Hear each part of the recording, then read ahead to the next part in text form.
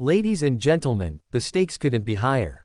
As we step into the heart of 2025 and look toward the future of American leadership, one reality becomes crystal clear. The direction of President Donald Trump's second term rests not just on the strength of his convictions, but on the outcome of the 2026 midterm elections. This isn't just another round of political posturing. This is about control. This is about power. This is about legacy. The Republican Party currently holds a razor-thin 53-47 majority in the United States Senate. That narrow edge, it's everything. It's the gatekeeper for the president's legislative firepower. It's the key to reshaping the judiciary. It's the path to confirming vital nominees who will serve the American people, and potentially, even a new Supreme Court justice should the opportunity arise. Control of Congress is not just a number, it's the lifeblood of policy, progress, and the preservation of an agenda that has defined a generation of Republican vision. Without it, roadblocks appear. Without it, the gears of the Trump administration grind slower. Without it, the very identity of the modern conservative movement faces a crossroads. The history books remind us of a sobering truth. In midterm elections, the party that holds the presidency often loses ground. It's a pattern that haunts both Republicans and Democrats alike. And now, as 2026 approaches, that pattern looms large over Capitol Hill. Democrats, still licking their wounds from a bruising loss in last year's presidential showdown, see this moment as their resurrection point. They smell opportunity. From the southern battlegrounds to the rust-dusted edges of the Great Lakes, Democratic operatives are mobilizing. Money is flowing. Ads are being cut. Volunteers are knocking on doors.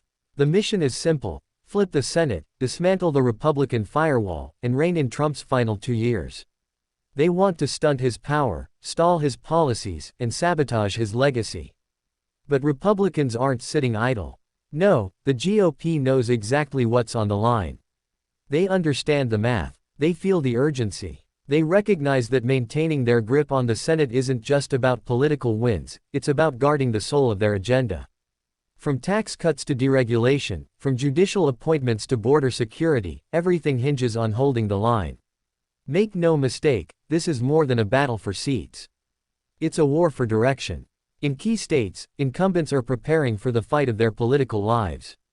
They're tightening their ground game, doubling down on messaging, and reminding voters of what's been accomplished under Republican leadership. They're talking jobs. They're talking security. They're talking freedom. And President Trump, he's not just watching from the sidelines. He's planning rallies. He's endorsing candidates. He's preparing to take his message straight to the American people like only he can. Because he knows that without the Senate, his ability to shape the future becomes drastically compromised. Legislation stalls. Investigations escalate. Confirmations evaporate. The pressure is real. The challenge is monumental. And yet, the opportunity is immense. If Republicans can not only hold but expand their Senate majority, the second half of President Trump's term could be defined by sweeping change. Picture this: a streamlined legislative machine pushing forward conservative tax reform, national security measures, and perhaps even immigration overhaul. Picture the courts stacked with originalist judges, reshaping American law for a generation.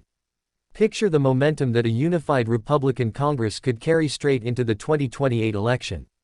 But that's the dream. The path there, it's fraught with peril. Already, polling shows tight races across the map. In swing states like Arizona, Pennsylvania, Georgia, and Wisconsin, every vote will matter. Every ad will count. Every misstep will be amplified. Democrats are sharpening their blades, aiming to paint the GOP as out of touch, chaotic, and dangerous. But Republicans, they've got a record to run on. And in many cases, it's a winning one. The economy, though shaken in previous years, has shown signs of recovery. Unemployment figures are stabilizing. Energy independence is back on the national conversation. And for millions of Americans, the promise of a secure border, strong military, and conservative courts resonates deeply. Still, the political winds can change fast. One scandal, one recession, one miscalculated policy, any of these could tip the balance. That's why preparation matters. That's why strategy matters. That's why unity matters. Inside the White House, the mood is intense. Advisors are plotting out travel schedules. Communications teams are fine-tuning the message. Fundraising emails are flying out by the hour. The goal: mobilize the base, energize independents, convince swing voters that sticking with Trump means sticking with strength.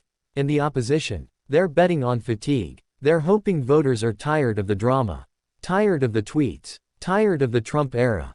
They believe that by presenting a calmer, more moderate alternative, they can peel off enough voters to reclaim the Senate and slam the brakes on the Trump train once and for all. But America is not so easily swayed. In the end, the voters will decide. Not the pundits, not the lobbyists, not the think tanks. It's the teachers, the truckers, the small business owners, and the veterans who will walk into those booths and shape the course of history. What kind of country do we want? What kind of leadership do we believe in? What values will define the next chapter of America's story? These aren't rhetorical questions, they're real choices. And they're coming fast. 2026 is not the end.